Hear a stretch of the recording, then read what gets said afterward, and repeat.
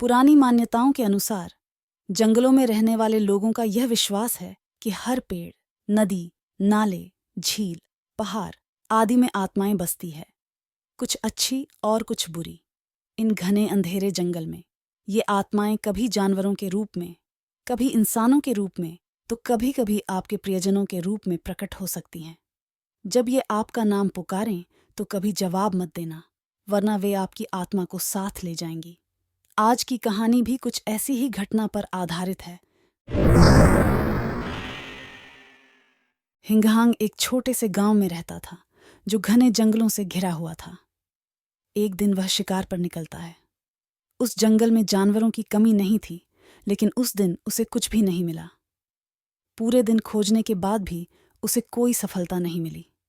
जैसे ही सूरज ढलने लगा, उसे झाड़ियों के पीछे एक बड़ा जंगली सुअर दिखा। सावधानी से निशाना साधकर उसने तीर चलाया, जिससे सुअर जख्मी हो गया, लेकिन वह सुअर उसके नजरों से बचकर भाग निकला। लेकिन सुअर ने जख्म के खून और पैरों के निशान पीछे छोड़ दिया था। हिंगहांग ने खून और पैरों का पीछा किया और अंदर गहरे जंगल की ओर बढ़ता चला गया। अंत में उसने सुअर को एक अंधेरी गुफा में मरा हुआ पाया। रात हो चुकी थी और सुअर बहुत बड़ा था।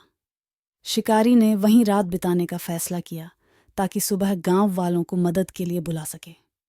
उसने गुफा के अंदर आग जलाई और थोड़ा आराम करने के इरादे से बैठ गया।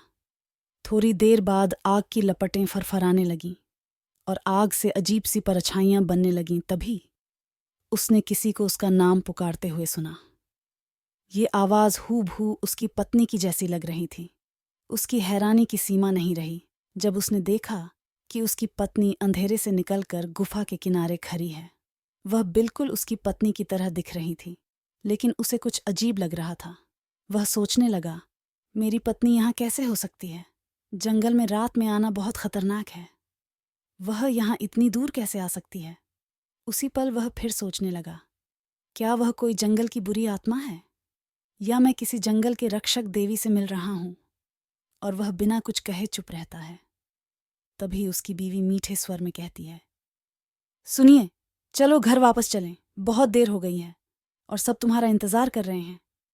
हम बहुत भूखे हैं, चलो सुअर को लेकर चलते हैं। हिंगहांग की शंकाएं और बढ़ने लगीं। वह सोचता है, कहीं यह सच में मेरी बीवी तो नहीं?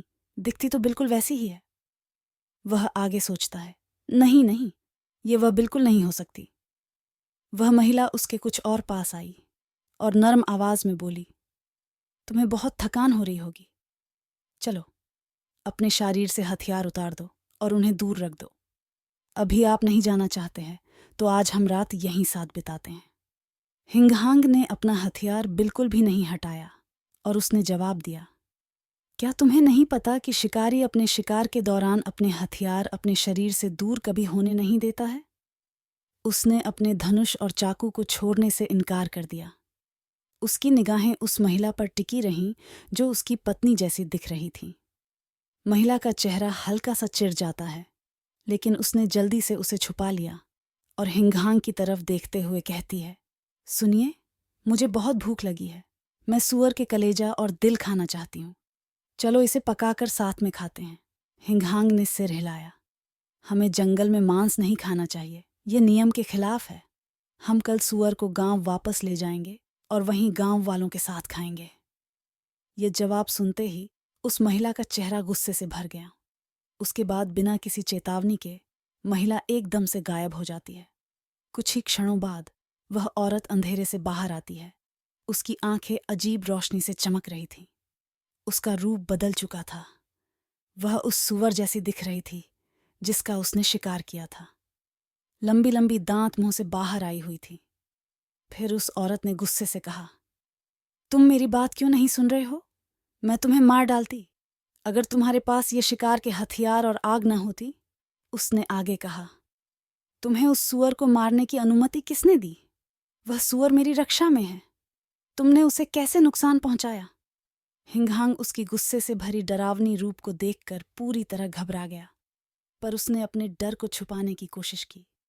उसे एहसास हुआ कि वह किसी अमानवीय प्राणी का सामना कर रहा है और उसके शरीर में एक ठंडी लहर दौड़ गई।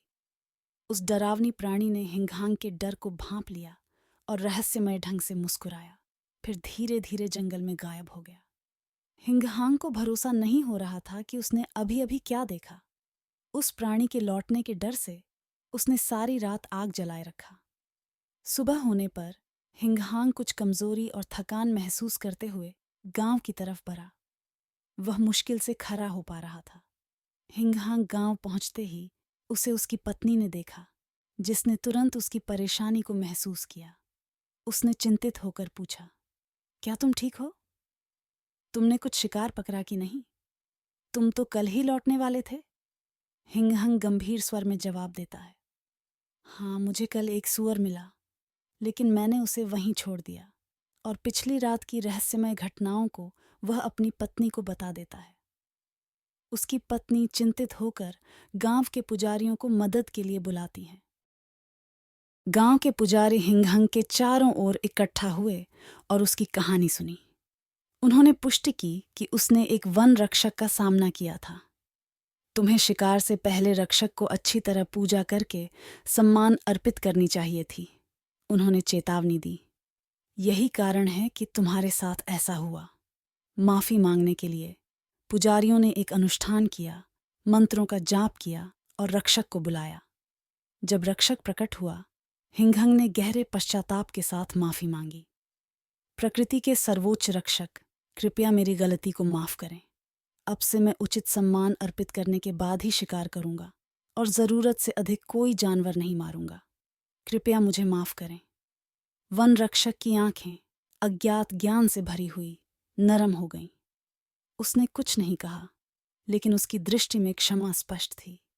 फिर उतनी ही शांति से जितनी उसने प्रवेश किया था, रक्षक फिर से गायब हो गया।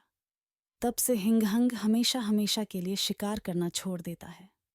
उस दिन से जब भी कोई शिकार पर जाता, वह वन रक्षक का सम्मान करना सुनिश्चित करते हैं ताकि मनुष्य और प्रकृति के बीच संतुलन बना रहे।